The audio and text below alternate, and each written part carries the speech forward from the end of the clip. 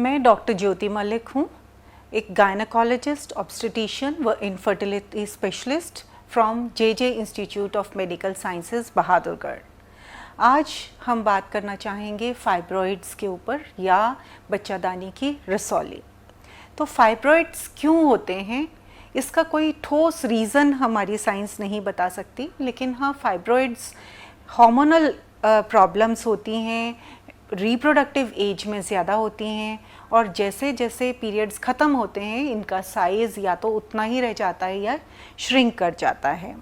Pregnancy एक safety है, अगर आप अनमैरिड हैं तो फाइब्रॉइड होने के चांसेस ज़्यादा हैं और डिलीवरी होने से फाइब्रॉइड्स के चांसेस कम हो जाते हैं। सिम्टम्स क्या हैं?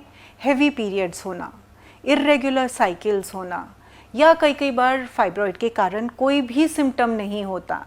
तो डिपेंड करता है कि फाइब्रॉइड किस जगह पे है यूट्रस में, उसके अकॉर्डिंग कई बार छोटा सा फाइब्रॉइड भी बहुत ज़्यादा इरेगुलर ब्लीडिंग, हेवी ब्लीडिंग कर सकता है, पेनफुल पीरियड्स कर सकता है, या अगर बड़ा फाइब्रॉइड हो गया है तो एक ड्रैगिंग सेंसेशन या नीचे के पेट में हेवीनेस की फीलिंग या कमर दर्द या इस तरीके का हेवी एक सेंसेशन होने की संभावना रहती है अगर फाइब्रॉइड का साइज़ बढ़ा है तो। या कई बार यूरिन बार बार आना या फ्रीक्वेंट यूरिनेशन होना भी एक ऐसा सिम्टम है। तो फाइब्रॉइड कई बार यूट्रस की अगर वॉल में है तो कोई भी सिम्टम नहीं करता है, अगर कैविटी की तरफ है तो छोटा फाइब्रॉइड भी हेवी ब्लीडिंग या इर्रेगुलर ब्लीडिंग कर सकता है। क्या फाइब्रॉइड का कोई इलाज है? हाँ बिल्कुल है। फाइब्रॉइड्स को हम मेडिकल ट्रीटमेंट से भी कंट्रोल कर सकते हैं और अगर ये बहुत बड़ा साइज़ है या अगर मेडिसिन से कंट्रोल नहीं हो रहा तो फिर इसको हमें सर्जिकल ट्रीटमेंट करना पड़ता है। मेडिकल ट्रीटमेंट में बहुत कुछ हार्मोनल इंजेक्शंस भी आए हैं जिससे कि हम इसकी ग्रोथ को स्लो कर सकते हैं या कम कर सकते हैं। बट ये प्रॉब्लम है कि जब हम मेडिसिन्स बंद कर देते हैं तो ये फिर से इनकी ग्रोथ या तो उतनी ही हो सकती है या ये फिर और बढ़ सकते हैं। तो मेडिसिन एक परमानेंट इलाज नहीं है। हाँ, कुछ दिनों के लिए मेडिसिन्स देकर और इसके साइज़ को कम किया जा सकता है।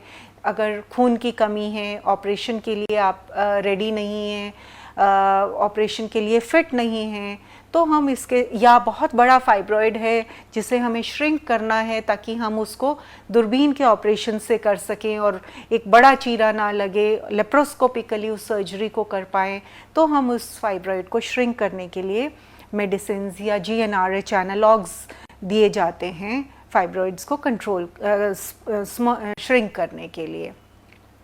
और नई कई सारी दवाई अभी आई हैं, टैबलेट्स, जिससे इसका साइज़ कम किया जा सकता है।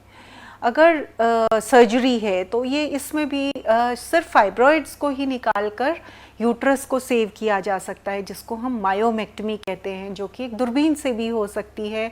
ओपन, अगर बहुत बड़ा फाइब्रॉइड है तो ओपन सर्जरी करनी पड़ सकती है।